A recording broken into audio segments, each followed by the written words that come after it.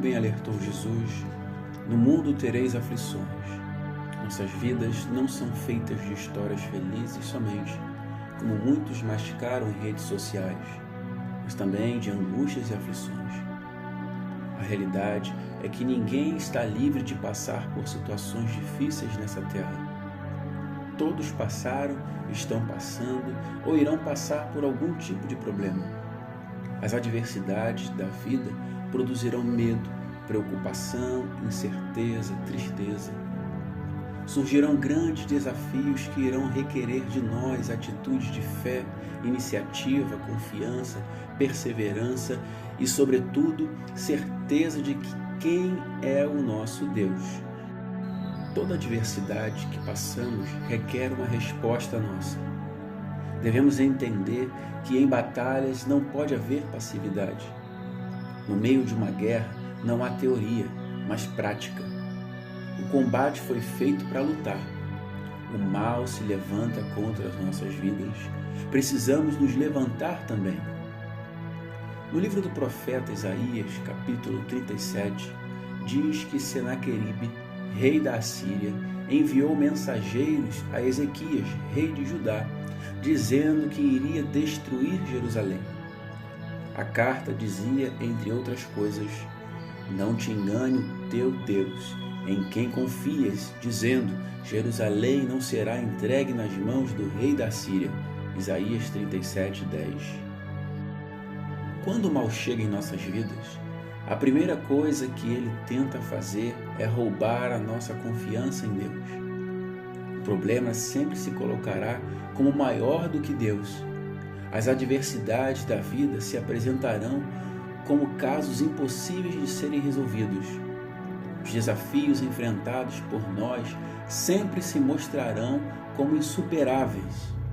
Essa era a tática do rei Senaqueribe, ou seja, sua estratégia era causar pânico nos seus adversários. De fato, ele era um rei orgulhoso e cruel. As circunstâncias ruins da vida sempre terão uma aparência cruel, a fim de nos causar pânico, desespero e, consequentemente, abalar nossa confiança em Deus. A carta continua dizendo, eis que já tens ouvido o que fizeram os reis da Assíria a todas as terras, destruindo-as totalmente. Escaparias tu? Isaías 37, 11. O rei se utilizou de sua fama de conquistador de reinos, de destruidor de reinos. Certamente, o rei Ezequias sabia de todas essas terras conquistadas e destruídas. Porém, Senaqueribe faz questão de lembrá-lo de que, assim como aqueles reinos não escaparam, ele também não escaparia. Quando enfrentamos os desafios da vida, o inimigo de nossas almas, além de sussurrar que não iremos conseguir, também nos faz lembrar de que muitos sucumbiram aos mesmos problemas. Isso tudo para mostrar que, assim como muitos não conseguiram sair dessa situação ruim, nós também não sairemos. A carta ainda diz, porventura as livraram os deuses das nações que meus pais destruíram? Isaías 37, 12. Agora o rei da Assíria usa como exemplo o que tem de mais precioso para as nações, seus deuses. Ele está mostrando que a sua força supera qualquer divindade, inclusive a Deus. Quando os problemas chegam em nossas vidas, eles vão dizer para nós que nada e nem ninguém será capaz de resolvê-los. Ele vai nos passar a impressão de que todos que tentaram falharam miseravelmente. Logo, se eles não conseguiram, por que nós iremos conseguir? Se todas as tentativas foram frustradas, por que será diferente conosco? Mas o rei Ezequias nos ensina coisas muito importantes com sua atitude. Como vimos anteriormente, não devemos nos prostrar diante das adversidades da vida. Pelo contrário, precisamos dar respostas, ou seja, tomar atitudes como bons soldados em uma batalha. Foi o que fez Ezequias. Recebendo, pois, Ezequias as cartas das mãos dos mensageiros e lendo-as, subiu à casa do Senhor e Ezequias as estendeu perante o Senhor. Isaías 37, 14. A primeira resposta dele, após ler, foi se retirar para um local apropriado para falar com Deus. Ele procurou o Senhor. Nós precisamos ter essa atitude também. Necessitamos nos retirar para o nosso lugar secreto com Deus. Temos que procurar o Senhor. Precisamos imediatamente colocar diante de Deus todos os nossos problemas. O rei não levou esse problema a ninguém, a não ser a Deus. Infelizmente, contamos para todo mundo. Colocamos em redes sociais, desabafando, mas não fazemos o que é de fato necessário, estender perante o Senhor. Ezequias, com essa atitude, reconhece que ninguém poderia fazer nada por ele, apenas Deus. O rei Ezequias vai mostrar que nem sempre uma oração eficaz consiste em muitas palavras, mas sim das palavras certas. Então, na oração, ele dá outras respostas. Ó Senhor dos Exércitos, Deus de Israel, que habitas entre os querubins, Tu és o Deus, Tu somente, de todos os reinos da terra, Tu fizeste os céus e a terra. Isaías 37, 16. A segunda resposta foi mostrar para Deus que ele sabia muito bem quem o Senhor era. Deus poderoso, Deus santo, Deus soberano, Deus criador de tudo. Nós precisamos nos achegar a Deus nessa confiança. Nós temos que ter essa convicção de que o Senhor é maior do que qualquer problema, adversidade, desafio e mal que se levanta. Absolutamente nada está acima de Deus. Qual é o problema que não pode ser resolvido por Deus? Porque eu, o Senhor, teu Deus, te tomo pela tua mão direita e te digo, não temas, que eu te ajudo. Isaías 41, 13. Qual é a adversidade impossível para o homem que não é possível para Deus? Haveria coisa alguma difícil ao Senhor? Gênesis 18, 14. Qual é o desafio que não pode ser superado pelo Senhor? Pois o Senhor, vosso Deus, é o que vai convosco, a pelejar contra os vossos inimigos para salvar-vos. Deuteronômio 24. É nessa certeza que o rei Ezequias ora a Deus.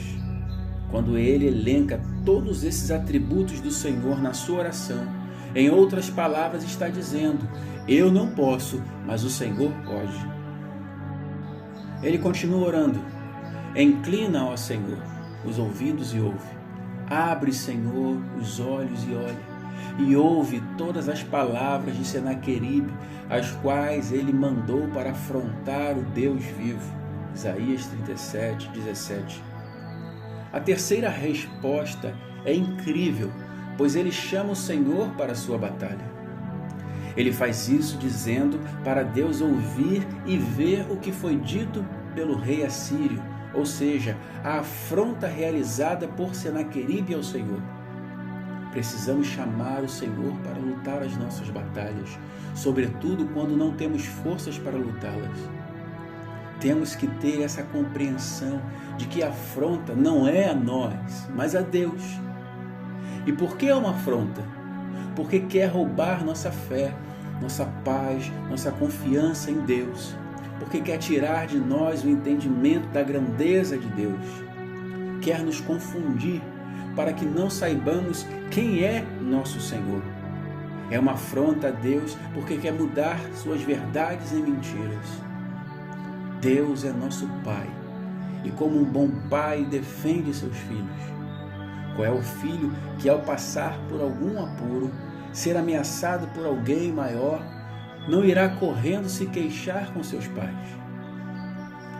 Salva, Senhor, nós te pedimos. Ó Senhor, nós te pedimos, prospera. Salmos 118, 25. Qual é o pai ou a mãe que ao ver seu filho sofrer uma ameaça, ser injustiçado, correr um risco, ficará de braços cruzados? E qual o pai dentre vós que, se o filho lhe pedir pão, lhe dará uma pedra? Ou também, se lhe pedir peixe, lhe dará por peixe uma serpente. Lucas 11:11. Quanto mais o nosso Pai Celestial não fará justiça aos que o busquem. Como um pai se compadece de seus filhos, assim o Senhor se compadece daqueles que o temem. Salmo 103:13. Pode uma mulher esquecer-se tanto do filho que cria, que se não compadeça dele, do filho do seu ventre? Mas ainda que esta se esquecesse, eu, todavia, não me esquecerei de ti. Isaías 49:15. Ele prossegue na oração dizendo: verdade é, Senhor, que os reis da Assíria assolaram todos os países e suas terras, e lançaram no fogo os seus deuses. Isaías 37:18-19. A quarta resposta é que ele reconhece o tamanho do problema, sabendo a dimensão dele. Precisamos reconhecer um problema em nossas vidas, entendê-lo, dimensioná-lo. Não devemos subestimar as adversidades, os desafios que se levantam sobre nós. Temos que ter em mente que muitas coisas ruins que estão acontecendo conosco já causaram destruição de muitos. Quando fazemos isso, estamos sendo prudentes, agindo com sabedoria. Mas a excelência da sabedoria é que ela dá vida ao seu possuidor. Eclesiastes 7:12. Contudo, reconhecer a gravidade de um problema não significa acreditar que ele é impossível. Ele completa: porque deuses não eram, senão obras de mãos de homens, madeira e pedra. Por isso os destruíram. Isaías 37:19. A quinta resposta é que ele sabe que não existem outros deuses além de Deus. Eu sou o Senhor e não há outro. Fora de mim não há Deus. Isaías 45:5. Aqueles deuses foram lançados no fogo porque eram obra das mãos dos homens. Tem boca, mas não falam, tem olhos, mas não veem, tem ouvidos, mas não ouvem, nariz tem, mas não cheiram, tem mãos, mas não apalpam, tem pés, mas não andam, nem som algum sai da sua garganta. Salmos 115, 4-7. Ao contrário, Ezequias bem sabia que o seu Deus era o Deus vivo, onisciente, onipresente, onipotente. Ele sabia que enquanto aqueles deuses foram criações humanas, o seu criou todas as coisas. Todas as coisas foram feitas por ele, e sem ele, nada do que foi feito se fez. João 1:3. Ele sabia que era impossível, impensável, inimaginável o Deus eterno perecer por mãos humanas ou por qualquer outra coisa. Dizei a Deus: quão terrível és tu nas tuas obras, pela grandeza do teu poder se submeterão a ti os teus inimigos. Salmos 66:3. Ele também sabia que se aqueles deuses não tinham poder para livrar eles mesmos da destruição, logo não poderiam livrar os reinos que os adoravam. Infelizmente, muitos perecem em meio às situações ruins da vida porque colocam sua confiança naquilo que não tem poder para ajudá-las.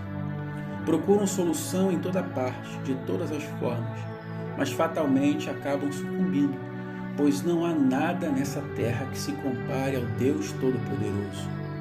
O salmista diz acerca daqueles que construíram esses deuses e esperavam neles: tornem-se semelhantes a eles os que os fazem e todos os que nele confiam. Salmo 115:8.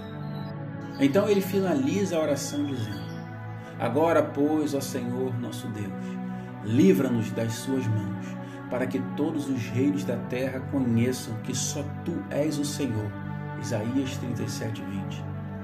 A sexta resposta é que ele espera ver que todos os reinos da terra, seja os que foram destruídos ou os que estavam com medo, saibam que Deus está acima de tudo e de todos. Que todos testemunhem que nada e nem ninguém pode resistir ao braço do Senhor. Essa é a visão que temos que ter, de que Deus quer exaltar seu nome através dos nossos problemas. Na verdade, é por meio da solução deles que Deus se mostrará em nossas vidas. O problema pode parecer impossível, O desafio aparentemente insuperável, a adversidade muito grande, o mal aterrorizante. As pessoas ao redor estão assistindo a tudo. Elas estão se perguntando como isso pode mudar, humanamente sem condições alguma. Então, Deus se manifesta e torna possível o impossível. Supera qualquer desafio, acaba com a adversidade, transforma o mal em bem. Então, glorifica o seu nome. Quanto maior a batalha, maior a vitória. Quanto maior o problema, maior o testemunho. Quanto maior a adversidade, maior a glorificação de Deus. A Bíblia conta que Deus respondeu à oração do rei Ezequias, dizendo: pelo caminho por onde vier, por esse voltará. Mas nesta cidade não entrará, diz o Senhor. Isaías 37, 34. Assim como os desafios se levantaram em nossas vidas, eles serão superados. Assim como os problemas surgiram, serão solucionados. Assim como a adversidade apareceu, ela sumirá. Assim como o mal chegou, ele irá embora. Deus nos dará vitória em todas as coisas. Não há nada difícil para Deus. Então saiu o anjo do Senhor e feriu no arraial dos assírios a 185.000. E quando se levantaram pela manhã cedo, eis que tudo eram corpos mortos. Isaías 37, 36. Jesus disse que no mundo tereis aflições, porém completou a frase dizendo: mas tende bom ânimo, eu venci o mundo. João 16, 33.